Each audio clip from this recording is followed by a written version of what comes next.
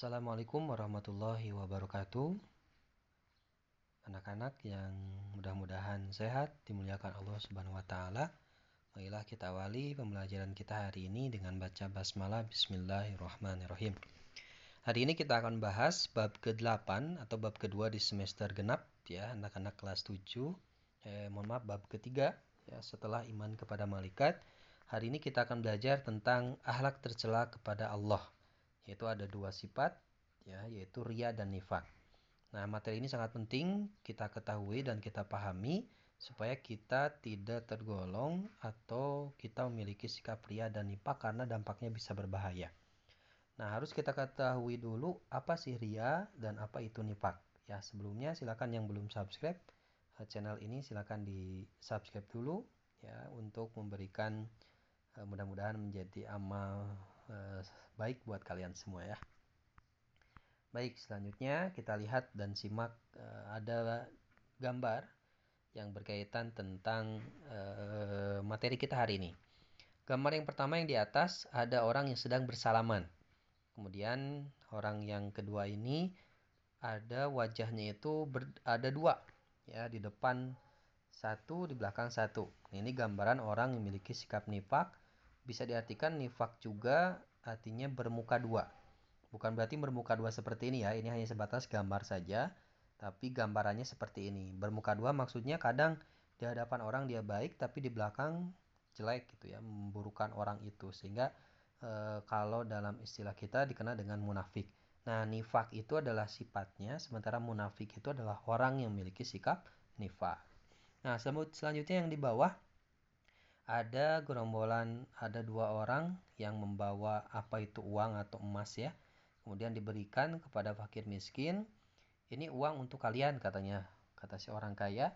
Kemudian kata si orang itu yang ada sekitarnya, wah orang ini baik sekali. Nah, bisa jadi orang kaya ini ketika memberikan uang itu ada niatan pengen dipuji orang atau ingin terlihat oleh orang lain, maka itu disebut dengan riya. Sehingga hati-hati jangan sampai ada dalam diri kita. Baik, kita akan memahami langsung saja apa itu riya dan nifak supaya lebih memahami dan efektif ya pembelajaran atau materi kita hari ini. Baik, kita mulai.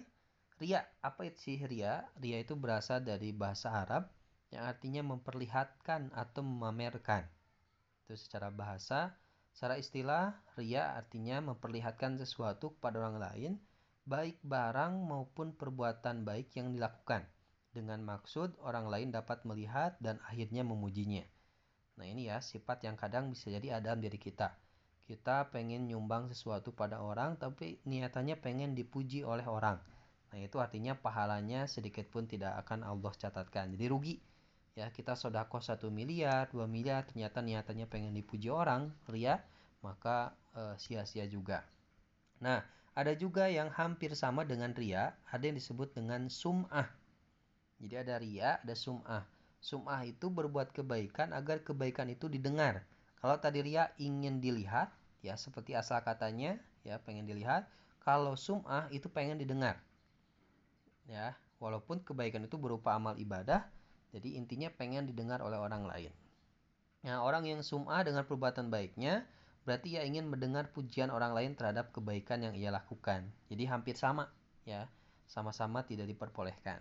Selanjutnya, ada dalil dari Rasulullah SAW bersabda, "Man samma sama Allahu bihi wa may yura'i yura'illahu bihi." Barang siapa berbuat baik karena ingin didengar oleh orang lain atau sum'ah, maka Allah akan memperdengarkan kejelekannya kepada orang lain. Dan barang siapa berbuat baik karena ingin dilihat oleh orang lain atau riya, maka Allah akan perlihatkan kejelekannya kepada yang lain. Sehingga sangat luar biasa dampaknya. Dalil juga dalam Al-Quran surat An-Nisa ayat 142. Jadi sangat rugi orang yang memiliki sikap riya dan sum'ah ini. Gitu ya. Bahkan riya itu diancam oleh Allah Subhanahu wa taala dalam Quran surat Al-Maun bagi para pelaku riya. Fawailul lil musallin alladzina hum an shalatihim sahun alladzina hum yuraun wa yamnauna maun. Maka celakalah bagi orang yang salat, yaitu orang yang lalai dari salatnya dan orang yang berbuat riya.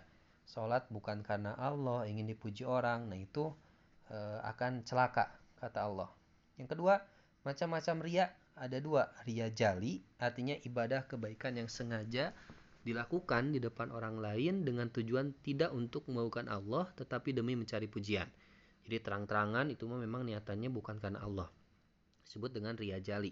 Kalau ria khofi yang kedua, melakukan ibadah kebaikan secara tidak terang-terangan, tapi dengan maksud agar ia dihormati dan dimuliakan oleh masyarakat. Ria khofi merupakan penyakit hati yang sangat halus, yang ujungnya sama dengan ria jali. Sehingga sama-sama saja, tapi ria ini tidak terang-terangan. Contoh perbuatan ria, seorang menyumbang masjid di hadapan banyak orang dengan maksud agar orang banyak menilai dirinya sebagai orang yang ahli jariah atau sedekah. Ini adalah ria ya, contoh-contohnya. Dampak negatif, menghapus amalan pahala kebaikan. Jadi amalan kebaikan yang telah kita buat itu semuanya habis. Ibadah haji, uang sudah kita keluarkan untuk transportnya, ternyata Allah hapus semua pahalanya karena niatannya bukan karena Allah. B. Mendapat dosa besar karena termasuk syirik kecil. Tidak selamat dari bahaya kekafiran, ya. Jadi banyak tuh ya perbuatan ria ini dampaknya. Baik, selanjutnya ada nifak. Apa sih nifak? Nifak berasal dari kata nafiko, yang artinya salah satu lubang tempat keluarnya yarbu atau hewan sejenis tikus. Nifak juga berasal dari kata nafak, artinya lubang tempat tersembunyi. Nifak juga berarti bermuka dua, pura-pura pada agama, lubang tikus di padang pasir yang susah ditebak tembusannya. Sementara menurut istilah, nifak itu sikap yang tidak menentu, tidak sesuai antara ucapan dengan perbuatan. Dia bilang hari ini gini, ternyata tidak dilakukan. Ya, nah itu artinya nifak, dan orang ini disebut dengan munafik. Orang yang melakukan perbuatan nifak disebut munafik. Nifak adalah perbuatan menyembunyikan kekafiran dalam hati dan menampakkan keimanan. Jadi si gawe nunya misalkannya beriman tapi dia tidak sholat, masih membicarakan orang lain, memfitnah orang, ya, nah itu hati-hati. Macam-macam nifak, yang pertama ada nifak i'tiqadi, artinya suatu bentuk perbuatan yang menyatakan dirinya beriman pada Allah, sedangkan dalam hatinya tidak ada keimanan sama sekali. Dia sholat bersedekah, ya, namun tindakannya itu tanpa didasari keimanan. Itu disebut dengan nifak i'tiqadi. Selanjutnya, nifak amali adalah kemunafikan berupa pengingkaran atas kebenaran dalam bentuk perbuatan. Tanda orang munafik. Nah, ini yang paling penting ya. Ada hadisnya, ayatul munafiqina salasun. Idza hadatsa kadzaba wa idza wa'ada akhlafa wa idza tumina khana. Jadi 3 nih ciri orang munafik tuh. Barangkali kalau misalkan ada di antara kalian nih, hati-hati, cepat-cepat harus dihilangkan sifat ini.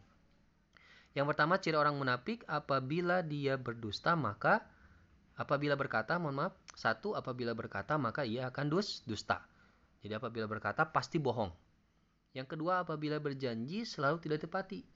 Janji misalkan akan bertemu jam segini, jam 10, ternyata tidak ada. Nah, itu artinya dia punya sifat munafik. Yang ketiga, apabila percaya selalu mengkhianati. Sudah dipercaya nih sama rakyat, anggota DPR, ternyata malah maling uang rakyat, korupsi. Itu artinya dia munafik. Jadi 3 ya, tanda orang munafik.